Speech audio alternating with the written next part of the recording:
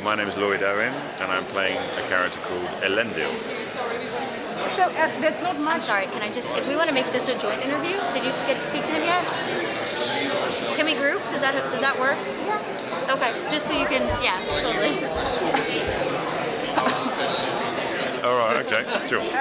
So not much has been written about, not much has been shown in the movies, and it's all a bit new, this character. Yes. What can you tell us about him? And also, how does Nasir, the sword, get passed down? Will we ever get to know about that? Good questions. All right, so at the beginning of this series, where Elendil is, he's a sea captain, very capable mariner. He is a widower trying to bring up his 3 adult children, who are all of us suffering from great grief, and there's a tremendous turbulence within the family.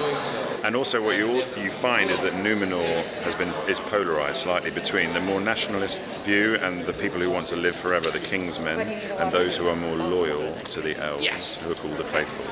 And so that polarization is also represented within the family.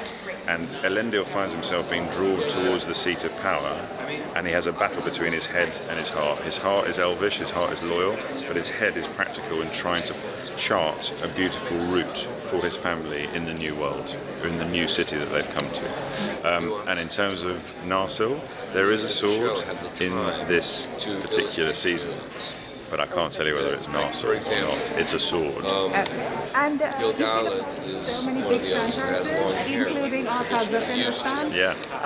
What is the best part and the most difficult part about being, one among these such brilliant actors and huge sets? Yes, extraordinary, because Thugs of Hindostan was one of the bigger budget movies I've ever done, and that was a couple of years ago. So, and meeting Aamir and Amitabh Bachchan and working with them was such a massive privilege. So, and that's what happens as an actor. You get this chance to be introduced to a world, and what the worlds that they built for Tugs of Hindostan were extraordinary, and that's exactly the same here.